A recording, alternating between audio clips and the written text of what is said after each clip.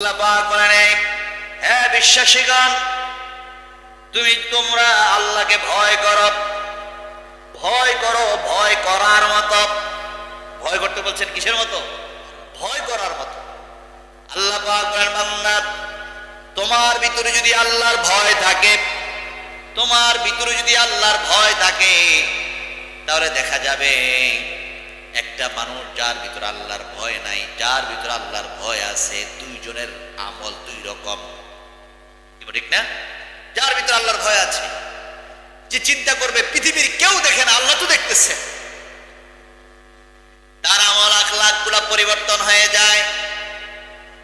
যেমনি ভাবে সাহাবায়ে কেরাম আল্লাহ রাসূলের হাতে কালিমা পড়ে মুসলমান হওয়ার আগে তাদের আমল যেমন ছিল, কিন্তু মুসলমান হয়ে যাওয়ার পরে তাদের আমলের মধ্যে কেমন পরিবর্তন। একজন আরেকজনের কল্যাণ কামনা করে, একজন আরেকজনের মঙ্গল কামনা করে। সে যেমন ভালো থাকতে চায়, আরেকজনকে ভালো রাখতে চায়। সে নিজেও আমল করে আরেকজনকে আমলের দিকে উৎসাহ দেয়। আবার সে নিজেও জাহান্নামের আগুন থেকে বাঁচতে চায়, তার আপনজনদেরকে বাঁচাতে চায়। সুবহানাল্লাহ। তারা আমলের মধ্যে পরিবর্তন, কথার মধ্যে পরিবর্তন, চলার মধ্যে, বলার মধ্যে, দেখার মধ্যে, আচরণের মধ্যে এমন পরিবর্তন হয়ে যায়। রাসূল সাল্লাল্লাহু আলাইহি সাল্লাম বলেছেন, বান্দারে যার আমল আখলাক স্বভাব চরিত্র সব কিছুর মধ্যে পরিবর্তন, তাহলে বোঝা গেল তার ইমানের লাজ্জাত, ইমানের স্বাদ, ইমানের মজা। ইমান আনার পরে তার ইমানের কারণে, নামাজের কারণে তার গুনার কাজগুলা সে আস্তে আস্তে করে পরিহার করে চলতেছে। কেন আল্লাহ পাক কোরআনের মধ্যে বলছেন, নিশ্চয়ই নামাজ মানুষকে খারাপ কাজ থেকে ফিরায় রাখে। কিন্তু দেখা যায় আমরা নামাজও পড়ি, গুনাহ করি। কেন করি কিনা? আমরা নামাজ পড়ে অন্যায় করি, নামাজ পড়ি মিথ্যা কথা বলি, নামাজ পড়ে চুগলখড়ি করি। কিন্তু হাদিসের মধ্যে আছে, রাসূল সাল্লাল্লাহু আলাইহি সাল্লাম ইরশাদ করেন, যে ব্যক্তি নামাজ রোজা সব কিছু ঠিক থাকার পরও কিন্তু লা ইয়াদখুলুল জান্নাতা কাত্তাত, যে ব্যক্তি চুগলখড়ি করে ওই ব্যক্তি আল্লাহর জান্নাতে প্রবেশ করবে না। এখন চুগলখড়ি মানে একজনের কথা আরেকজনের কাছে লাগিয়ে ঝগড়া লাগাই দেওয়া। আসসালামু আলাইকুম। একজনের কথা আরেকজনের কাছে গিয়ে বলে, একজনের কথা আরেকজনের কাছে লাগায়া দেয়। এই চুগলখোর যারা হবে, চুগলখোরের ব্যাপারে নবীজি ফরমান, লা ইয়াদখুলুল জান্নাতা কাত্তাত, যে ব্যক্তি চুগলখড়ি করবে ওই ব্যক্তি আল্লাহর জান্নাতে প্রবেশ করবে না।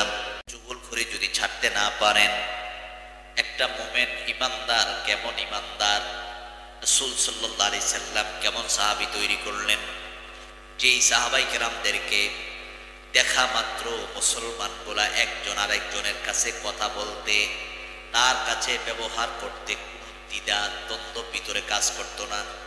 আমি যদি আরেকজনের কাছে কথা বলি, তখন একটু চিন্তা ভাবনা করে কথা বলা লাগে, কেননা বোঝা যায় না কোন সময় কার কাছে গিয়ে কোন কথা লাগায়। কি বল, ঠিক না? এমন হয় না? কিন্তু সাহাবায়ে কেরাম একজন আরেকজনের কাছে কথা বলার সময় মন খুলে কথা বলতেন, উদারতার সঙ্গে কথা বলতেন, মন খুলে কথা বলতেন। কিন্তু তাদের মধ্যে এই বিশ্বাস ছিল, কিন্তু একজন আরেকজনের সঙ্গে ঝগড়া লাগাবে না, একজন আরেকজনের সঙ্গে চুগলখড়ি করবে না। কিন্তু আমরা তো চুগলখড়ি করি, গীবত করি, অন্যায় করি। করি কিনা? এই অন্যায়গুলা করার পর আবার আশা করি যে আমার মতো ভালো মানুষ, আমার মতো ইমানদার আর কেউ নাই। কিন্তু নবীজি ফরমান, না না, তোমার যত আমলি থাকুক না কেন, তুমি যদি চুগলখড়ি করো তাহলে তুমি আল্লাহর জান্নাতে যাইতে পারবে না। তাহলে আল্লাহর জান্নাতে যাওয়ার জন্য শর্ত হলো ঈমান, আমল, আখলাক, স্বভাব চরিত্র সব কিছু ঠিক রাখা।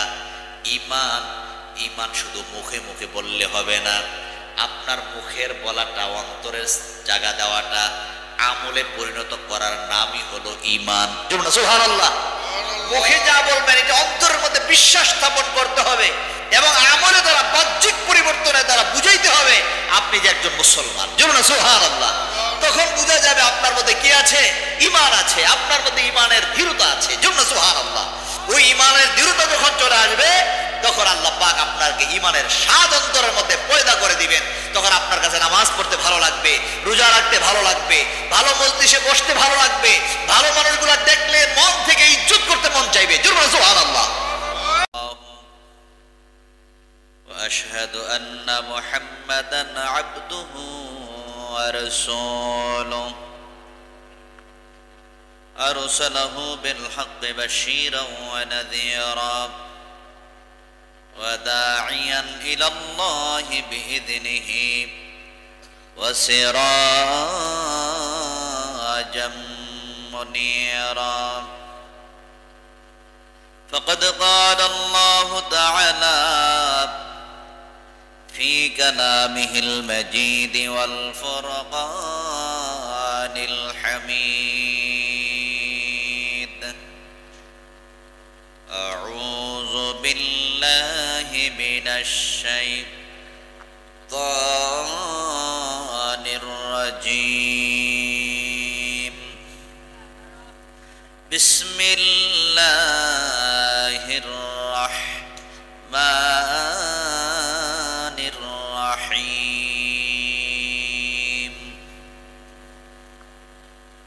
كنتم خير أمة أخرجت للناس تأمرون بالمعروف وتنهون عن المنكر قال الله تعالى إن الله وملائكته يصلون على النبي يا أيها الذين آمنوا صلوا عليه وسلموا تسليما يا اللهم صل على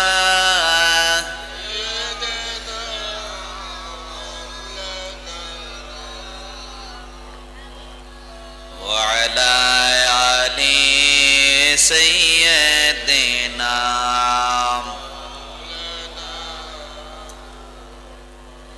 কার লাগিয়া কাদর মন কে আছে তোর আপনায় আসল আপন শয়ে আসেন ওই যে সোনার মদিনায় আল্লাহুম্মা সাল্লি আলা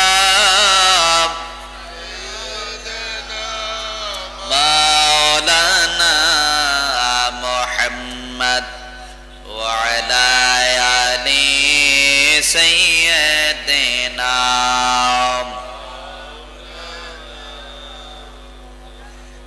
লা ইলাহা ইল্লাল্লাহ লা ইলাহা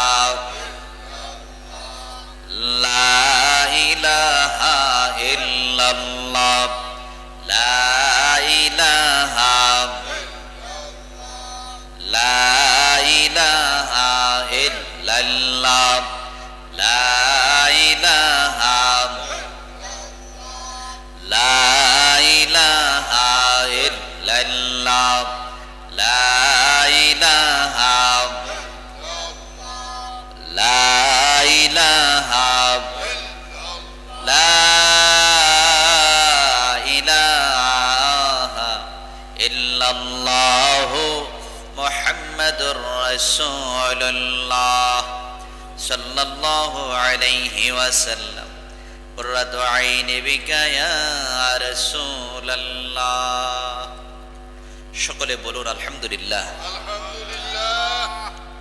মদিনার জামাত কামালা দরবার শরীফের প্রতিষ্ঠাতা রাহবার আমির শরীয়ত মাহতাব তরিকত পীর কামেল শাহ সুফি আলহাজ হযরত মাওলানা মুহাম্মদ হাবিবুর রহমান খন্দকার পীর সাহেব রহমাতুল্লাহ আলাইহি প্রতিষ্ঠিত এবং হাফেজ ছাত্রদের পাগড়ি প্রদান উপলক্ষে 41তম বার্ষিক ইসারে সোয়াবের মাহফিল মালিতা খানকায়ে কামাল্লা দরবার শরীফ ও হাফিজিয়া মাদ্রাসার প্রাঙ্গণে আজকের মাহফিলের প্রধান আলোচক হিসাবে এতক্ষণ যাবৎ যিনি আলোচনা করেছেন প্রখ্যাত আলেম দ্বীন মুফাসসির কোরআন আলহাজ হযরত মাওলানা পীরজাদা শাহ আবু বকর মোহাম্মদ হেদায়েতুল্লাহ খন্দকার সাহেব, মদিনার মহাসচিব বাংলাদেশ মদিনার জামাত এবং চেয়ারম্যান মদিনার জামাত এয়ার ট্রাভেলস, ওয়াজিন ইকরাম হিসাবে অনেকেই আছেন। বিশেষ করে এই মাহফিলের সম্মানিত সভাপতি, সহসভাপতি, উদ্বোধক এবং মাহফিল পরিচালনায় এবং সার্বিক তত্ত্বাবধানে মাওলানা হাফেজ মোহাম্মদ তানভীর আহমদ আল হাবিবি সহ এবং শুভেচ্ছান্তে যারা আছেন এবং এই মাহফিলে যারা বিভিন্নভাবে বুদ্ধি দিয়ে, পরামর্শ দিয়ে,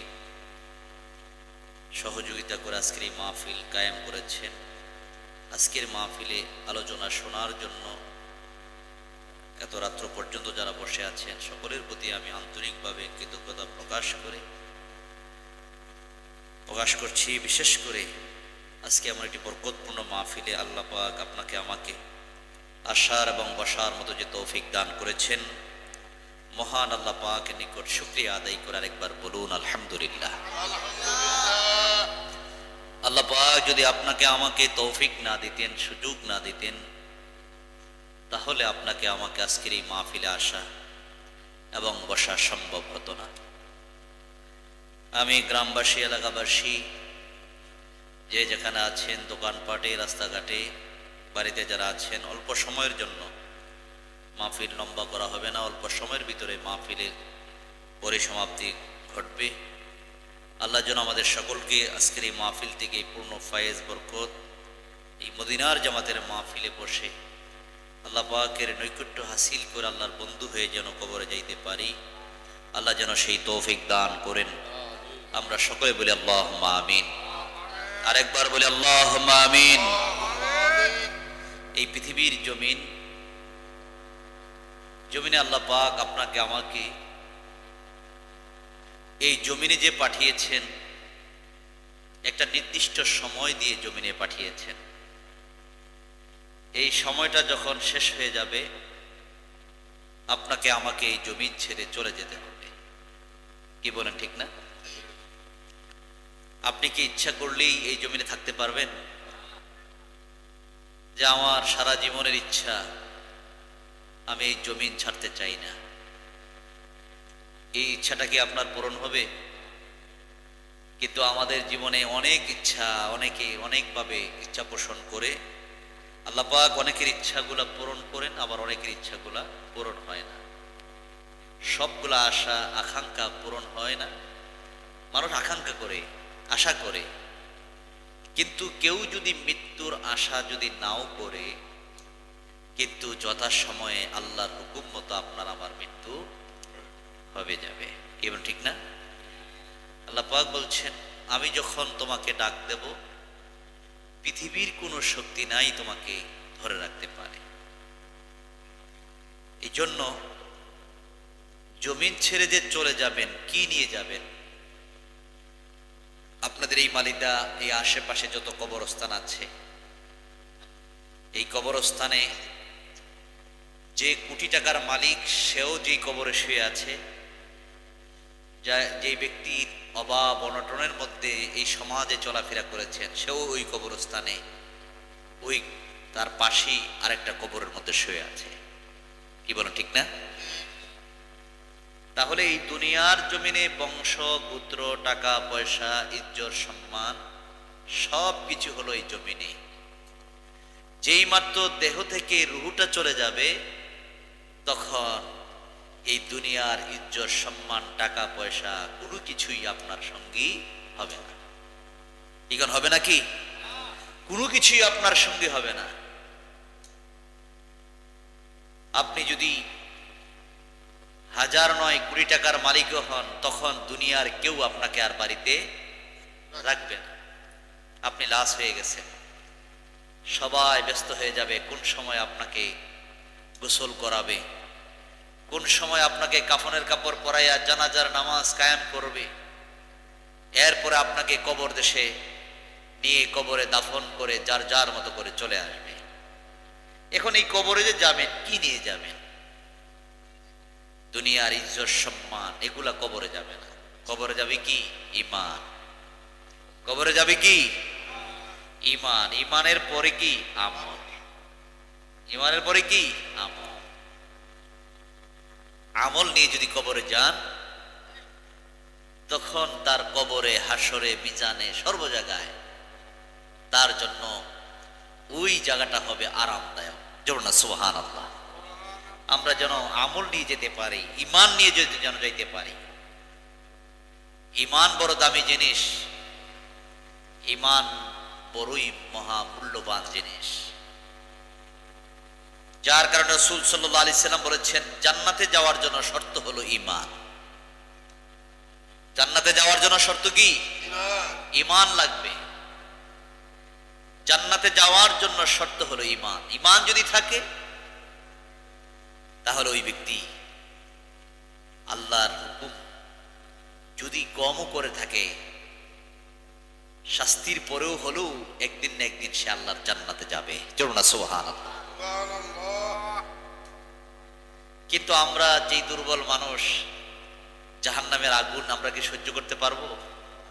সবাই কোন পারবো নাকি? কিন্তু পারবো না ঠিক, কিন্তু আমরা তো জাহান্নামের আগুন থেকে বাঁচার চেষ্টা করি না। দুনিয়ার মানুষ মৃত্যু থেকে বাঁচতে চায়, কিন্তু জাহান্নামের আগুন থেকে বাঁচতে চায় না। আপনি হাজার চেষ্টা করে মৃত্যু থেকে বাঁচতে পারবেন না, কিন্তু যদি আপনি চেষ্টা করেন জাহান্নামের আগুন থেকে বাঁচতে পারবেন। কি বল ঠিক না? কেন আল্লাহ পাক বলছেন, কু আনফুসাকুম ওয়া আহলিকুম নারা। তুমি নিজেও জাহান্নামের আগুন থেকে বাঁচো, তোমার আহালদেরকে, আপনজনদেরকেও জাহান্নামের আগুন থেকে বাঁচাও। আর জন্য না সুবহানাল্লাহ। তাহলে জাহান্নামের আগুন থেকে বাঁচার ব্যবস্থা আছে কিনা? সকলে আছে কিনা? কিন্তু আমরা জাহান্নামের আগুন থেকে বাঁচার জন্য চেষ্টা করি না। আমরা যদি চেষ্টা করতাম, আর আমাদের ভিতরে যদি মৃত্যুর ভয় থাকতো, আমরা কি অন্যায় করতে পারতাম? সকলে বলে অন্যায় করতে পারতাম? রাসূল সাল্লাল্লাহু আলাইহি সাল্লাম বলেছেন, তোমরা বেশি বেশি করে অধিক পরিমাণে মৃত্যুর কথা স্মরণ করো। যেই কথাটা স্মরণ করাইয়া দিলে মানুষ গুনাহ থেকে বাঁচতে পারবে। গুনাহ থেকে কি করতে পারবে? বাঁচতে পারবে। আপনি আমি যদি সারা জীবনের জন্য বাঁচতে পারতাম, না হয় অন্যায় করতাম, না হয় জুলুম করতাম, কিন্তু আপনি আমি তো বাঁচতে পারবো না। চলে তো যেতে হবে। চলে যে যাবেন, এই দুনিয়ার এই সময়টা কিভাবে কাটাইছেন, ওটার জন্য আল্লাহর কাছে জবাবদিহি করা লাগবে না? সকল করা লাগবে কিনা? আল্লাহ পাক পবিত্র কোরআনুল কারীমের মধ্যে ইরশাদ করেন, বান্দা তুমি যদি যারা পরিমাণ ভালো কাজ করো, এটার জন্য আল্লাহ পাক বলেন এটার প্রতিদান আল্লাহ তোমাকে দান করবেন। তুমি যদি যারা পরিমাণ অন্যায় করো, এটার জন্য আল্লাহ পাক তোমাকে শাস্তি দান করবেন। ফামান ইয়ামাল মিসকালা যাররাতিন খায়রান ইয়ারা ওয়া মান ইয়ামাল মিসকালা যাররাতিন শাররান ইয়ারা।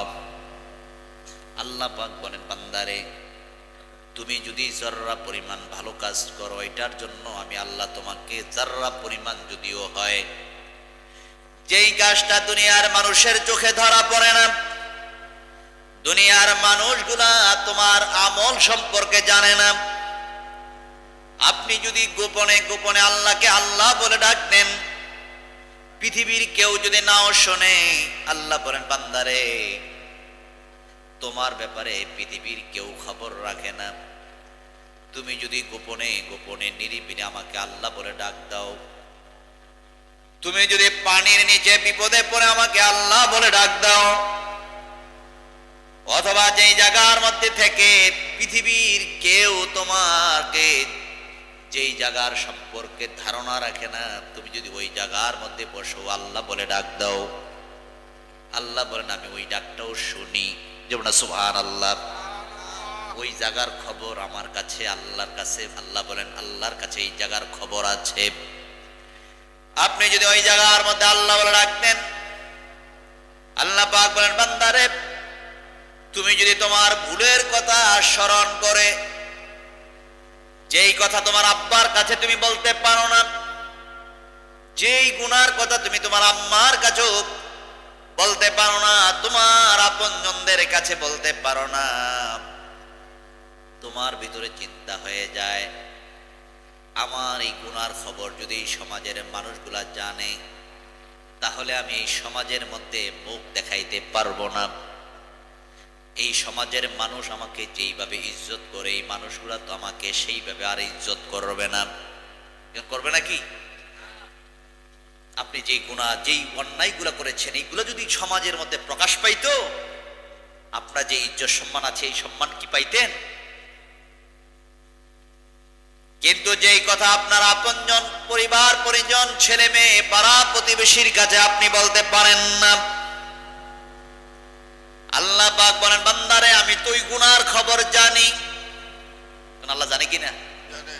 আল্লাহ কি সামিউন বসীর, আল্লাহ দেখেন এবং শোনেন। শুধু আপনি করেন শুনতেছে এমন না, দেখেনও।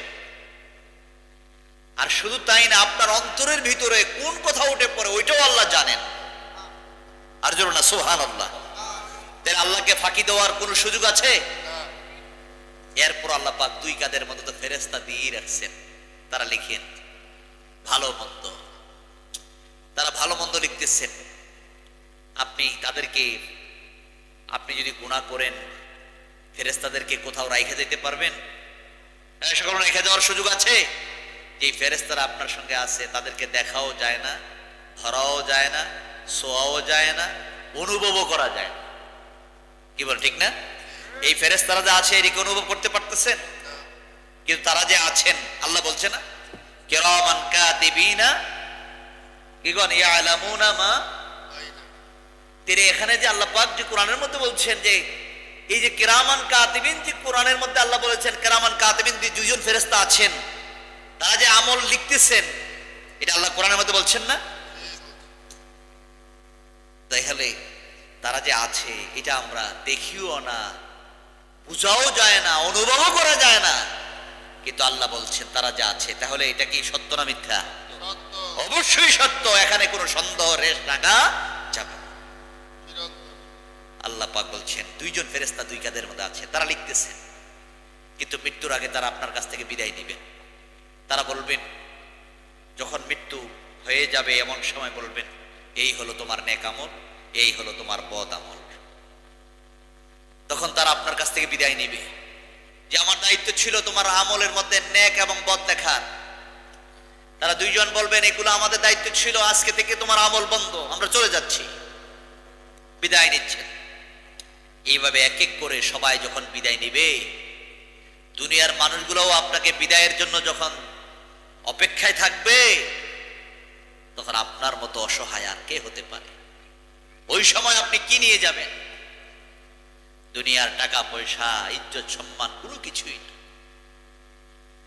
যদি ঈমান থাকে, ওই কঠিন সময়ে আপনার নবী, আমার নবী, নবী মুহাম্মদুর রাসূলুল্লাহ সাল্লাল্লাহু আলাইহি ওয়াসাল্লাম আপনাকে আমাকে ডাক দিয়ে বলবেন, হে উম্মত ভয় পাওয়ার কারণ নাই, আমি রাসূলুল্লাহ তোমার জন্য আছি। জোরে বলুন সুবহানাল্লাহ। এটা আমার কথা না, ইমাম ফখরুদ্দিন রাজি রাহমাতুল্লাহ আলাইহি তার কিতাবের মধ্যে বর্ণনা করেছেন। ওই সময় মৃত্যুর সময় শয়তান আসবে বাবার সুরত ধরে, মার সুরত ধরে শয়তান এসে তাকে ডাক দিয়ে বলবেন, আমি তোর বাবা লাগি, তুই আমার মতো ইহুদি হইয়া মর। সকল বলেন নাউজুবিল্লাহ। তুই ইহুদি হইয়া মর। আরেকজন বলবে তুই নাসারা হয়ে মর, খ্রিস্টান হয়ে মর। অর্থাৎ আব্বার সুরত ধরে শয়তান বলবে তুমি আমার মতো ইহুদি হইয়া মর, আমি তোর বাবা লাগি, তুই আমার মতো ইহুদি হইয়া মর, তাইলে পরকালে তুই শান্তি পাইবা।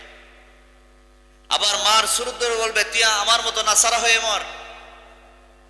ওই সময় নবীজি ডাক দিয়ে বলবেন, উম্মত সে তোর বাবাও না মাও না, সে হলো শয়তান।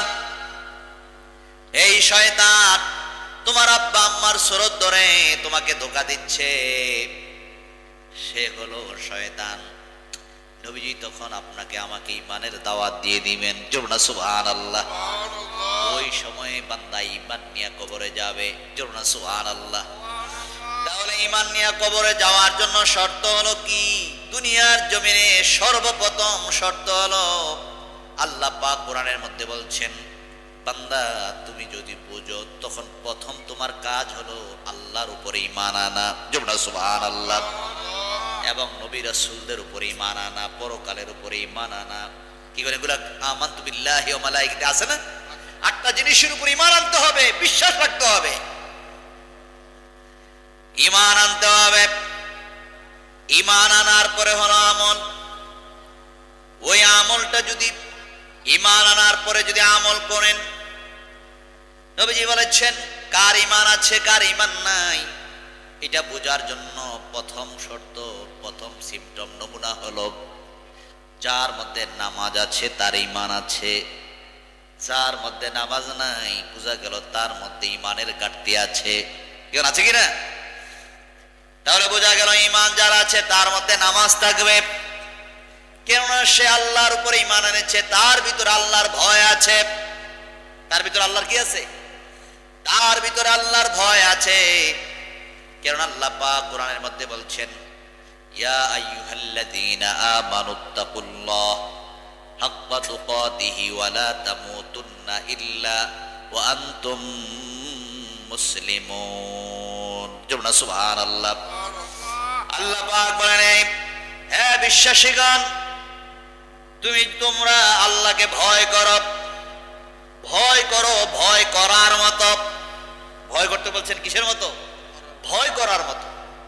আল্লাহ পাক বলেন, বান্দা তোমার ভিতরে যদি আল্লাহর ভয় থাকে, তোমার ভিতরে যদি আল্লাহর ভয় থাকে, তাহলে দেখা যাবে একটা মানুষ যার ভিতরে আল্লাহর ভয় নাই, যার ভিতরে আল্লাহর ভয় আছে, দুইজনের আমল দুই রকম, ঠিক না? যার ভিতরে আল্লাহর ভয় আছে, যে চিন্তা করবে পৃথিবীর কেউ দেখে না, আল্লাহ তো দেখতেছে, তার আমল আখলাক গুলা পরিবর্তন হয়ে যায়। যেমনি ভাবে সাহাবায়ে কেরাম আল্লাহ রাসূলের হাতে কালিমা পড়ে মুসলমান হওয়ার আগে তাদের আমল যেমন ছিল, কিন্তু মুসলমান হয়ে যাওয়ার পরে তাদের আমলের মধ্যে কেমন পরিবর্তন। একজন আরেকজনের কল্যাণ কামনা করে, একজন আরেকজনের মঙ্গল কামনা করে।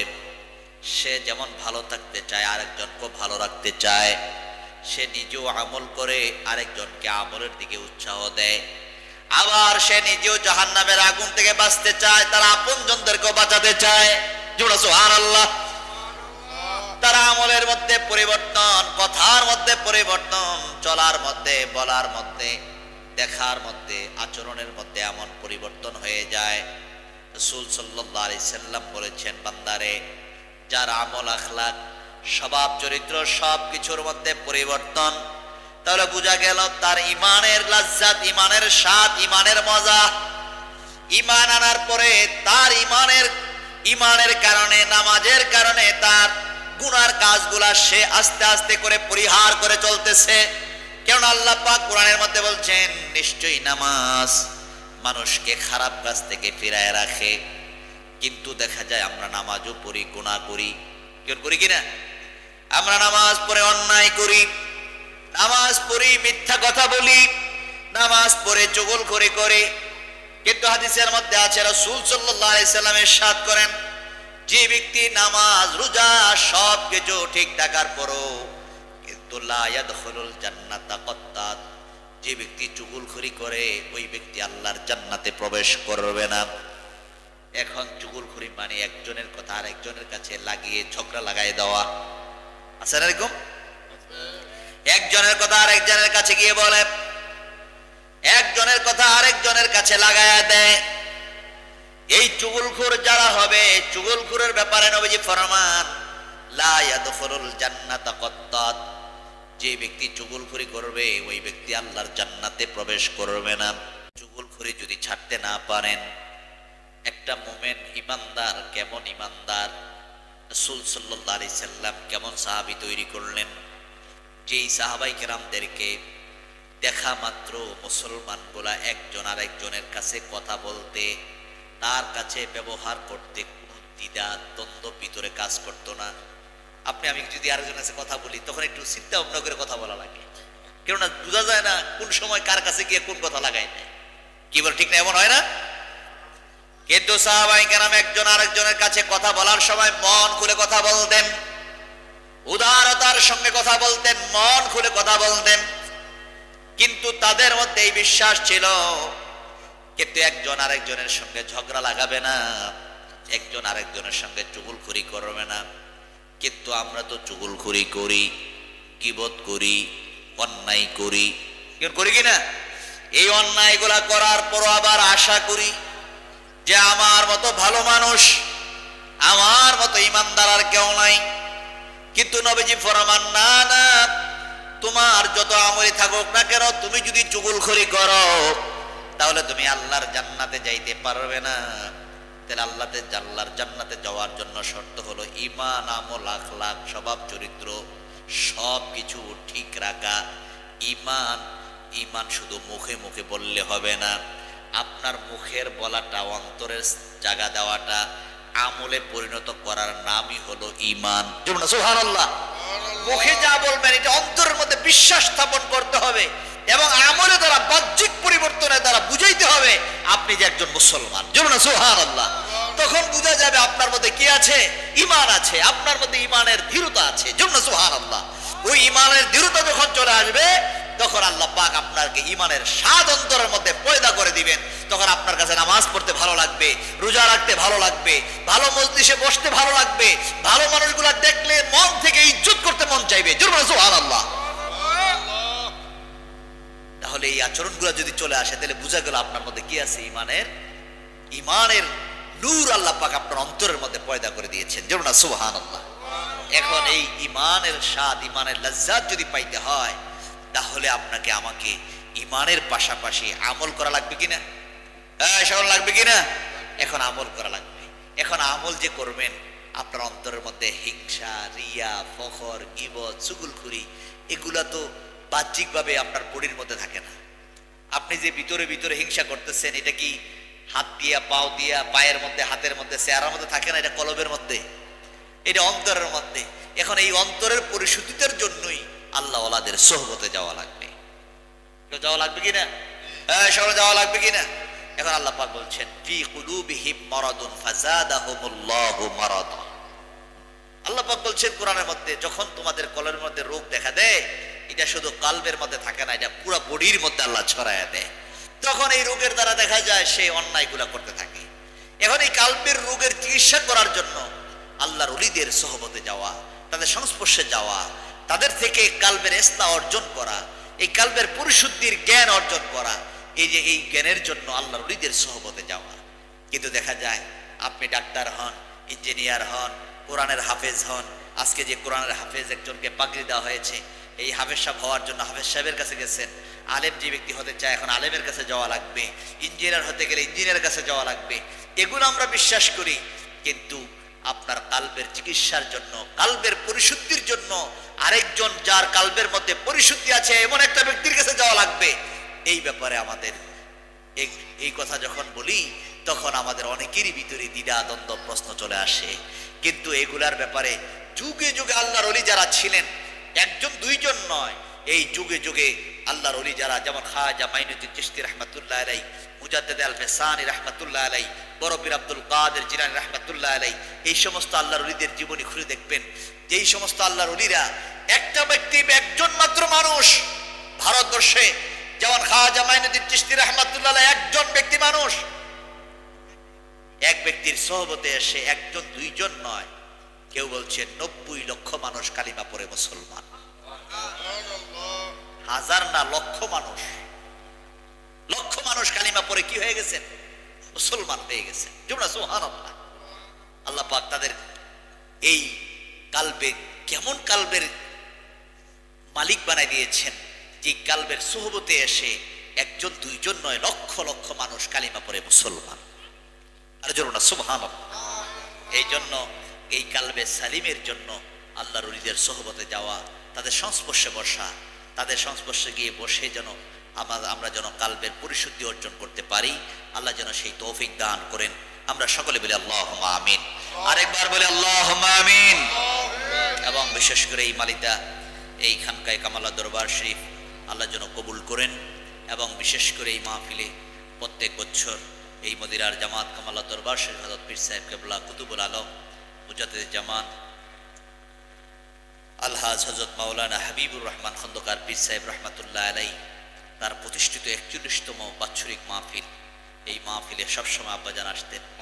আজকে আব্বাজান আমাদের জন্য দোয়া করে, আমাদেরকে এতিম করে কামাল্লার দরবার শরীফে তিনি শুয়ে আছেন। আল্লাহ যেন আমাদের সকলকে আব্বাজানের নেক দোয়া সকলকে নসিব করেন। আমরা সকলে বলি আল্লাহুম্মা আমিন। আরেকবার বলি আল্লাহুম্মা আমিন। যা হোক, আজকে আমি প্রথমে বলেছি মাহফিল লম্বা করব না, প্রায় 12টা বেজে গেছে। অল্প সময় আমরা একটু চলুন আল্লাহর কাছে তওবার খেয়ালে আমার সঙ্গে চক্ষুটা বন্ধ করে বাম স্তনের 2 আঙ্গুল নিচের লতিফায়ে কালবের দিকে খেয়াল করে চক্ষুটা বন্ধ করে আমার সঙ্গে একটু তওবার খেয়ালে আমার সঙ্গে পড়ুন। আস্তাগফিরুল্লাহ রাব্বি মিন কুল্লি যামবি ওয়া আতুবু ইলাইহি লা হাওলা ওয়ালা কুওয়াতা ইল্লা বিল্লাহিল আলিয়্যিল আযীম। আল্লাহর কাছে বিনয় বিনয় কান্দেন, আল্লাহ আল্লাহ গুনাহ করছি, ভুল করছি ও আল্লাহ, আমি আর বাকি জীবনে গুনাহ করব না। আল্লাহর কাছে বলতে শরম নাই, আল্লাহর কাছে চাইতে শরম নাই। চক্ষুটা বন্ধ করে কালবের দিকে খেয়াল করে বিনয় বিনয় কান্দেন, আল্লাহ গুনাহ করছি, ভুল করছি ও আল্লাহ, আমি আর বাকি জীবনে গুনাহ করব না। আল্লাহ আল্লাহ নফসের তাড়নায়, শয়তানের ধোকায়, বন্ধু বান্ধবদের সঙ্গে মিলেমিশে জীবনে আমি কত গুনাহ করছি। আল্লাহ আমি আর বাকি জীবনে গুনাহ করব না। আল্লাহর কাছে কান্দেন, কান্দে শরম নাই। আজকে যদি মরে যাই রে, আজকে যদি আমার দেহ থেকে প্রাণটা বের হয়ে যায়, আজকে যদি আমি মরে যাই, মরতে দেরি হবে। আমার আপনজনেরা তো আমাকে ঘরে রাখবে না। চোখের পানি ফেলায়া কান্দেন। যেই বাড়ির মায়, ঘরের মায়ায়, ছেলের মায়ায়, মেয়ের মায়ায়, আপনজনদের মায়ায় আপনি দুনিয়ার জমিনে এত কিছু করলেন, দেখা যাবে মৃত্যুর সাথে সাথে তারা ঘর থেকে বের করে দিবে।